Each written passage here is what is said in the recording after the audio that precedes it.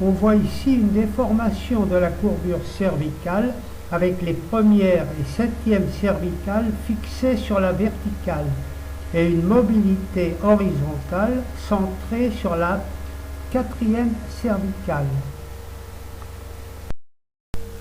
Les premières et septièmes cervicales étant fixées. Cette image vous montre la symétrie discale qui accompagne la mobilité de la quatrième cervicale.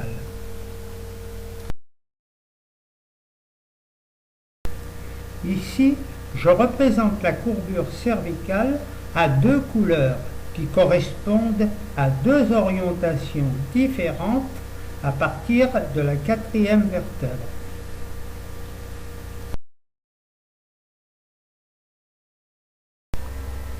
À l'inspiration, vous avez une contraction des digitations du diaphragme complémentaire pour les deux hémithorax, centrée par la contraction des deux piliers anatomiques croisés. À l'expiration, vous avez une contraction des intercostaux qui ramène le thorax à sa position de départ, à condition que le centre du thorax soit fixé par les muscles du cou qui s'attachent aux côtes auxquelles on peut donner le nom de piliers des intercostaux. Je montre ici une mobilité de la vertèbre de transition décalée avec une perte de l'orientation verticale des piliers anatomiques des intercostaux et déformation asymétrique des disques. Et je montre ici une mobilité qui peut être segmentaire.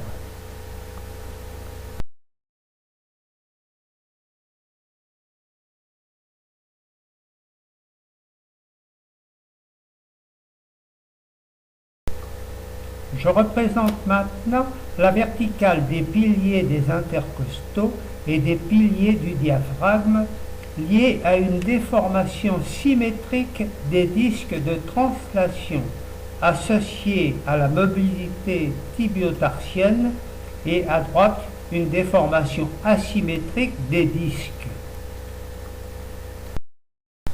Voyons maintenant la déformation du thorax liée à la mobilité du rachis et ses conséquences sur l'orientation des piliers des intercostaux et du diaphragme.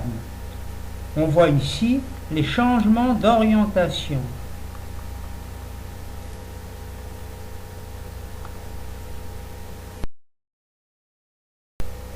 On peut les voir ici associés à des couleurs.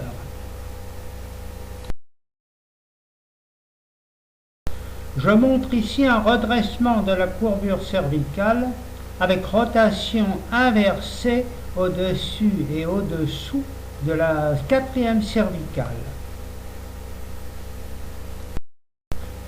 Et vous pouvez voir que la verticale des piliers est conservée également dans l'accentuation des courbures.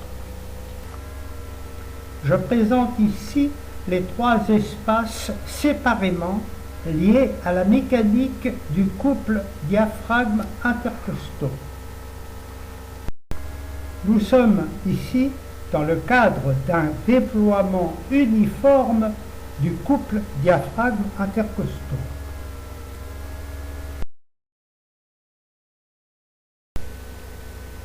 Je montre ici une rotation du thorax liée à un échappement du diaphragme avec une fragmentation de la musculature abdominale.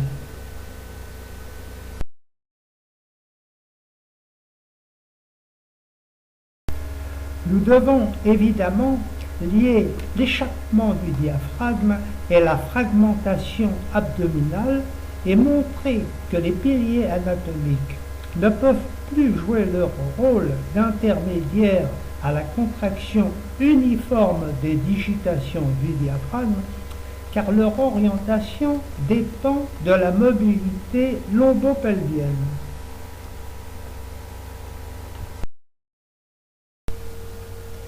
Je représente ici une contraction inspiratoire du diaphragme qui augmente le volume intrathoracique dans tous ses diamètres, à partir du centre phrénique, et une contraction abdominale à partir de son centre qui empêche l'augmentation du volume intra-abdominal à l'inspiration.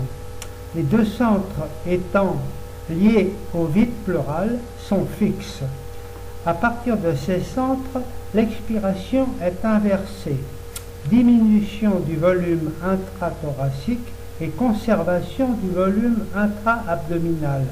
Les espaces changent de forme, mais pas les rapports entre le centre intrathoracique, intra-abdominal et le vide pleural. À droite, vous pouvez voir une ouverture du thorax non uniforme avec une fragmentation abdominale. On peut voir maintenant les conséquences d'un échappement diaphragmatico-abdominal à l'inspiration avec la présence d'un échappement expiratoire diaphragmatico-abdominal qui ne permet plus aux piliers anatomiques de conserver la verticale et leur remplacement par un pilier fonctionnel. Avec un thorax plat, l'échappement inspiratoire sous-ombilical entraîne un échappement expiratoire sus-ombilical et le remplacement des piliers anatomiques par un pilier fonctionnel sus-ombilical. Le thorax plat est l'approche la plus simple pour séparer le mouvement inspiratoire du mouvement expiratoire. On peut voir à gauche une contraction du diaphragme à partir de la bissectrice d'une digitation avec une inspiration à partir des centres bronchiques et abdominales. Au centre, une contraction de la partie montante du diaphragme avec décalage de la partie horizontale. À droite, un mouvement des côtes associé à l'orientation inspiratoire des centres bronchiques et abdominales, avec échappement sous-ombilical associé au décalage de la membrane horizontale d'une digitation.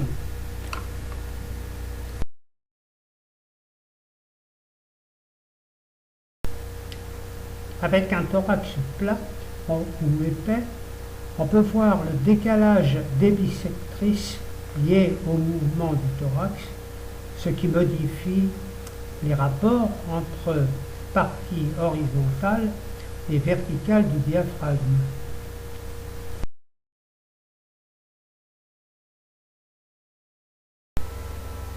Par rapport aux troubles squelettiques chez l'adulte, dont le coût est très élevé, la scoliose idiopathique s'installe à un moment où le rachis est facilement déformable, ce qui veut dire que les mécanismes qui sont en place peuvent être inversés.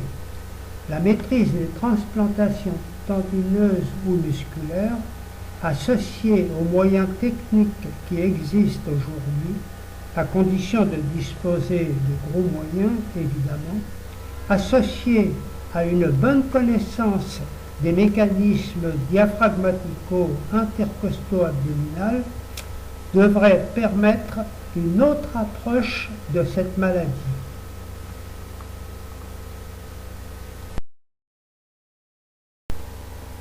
Il est facile de comprendre que les mécanismes diaphragmatiques passent par les piliers anatomiques normalement et anormalement par des piliers de remplacement liés au vide pleural.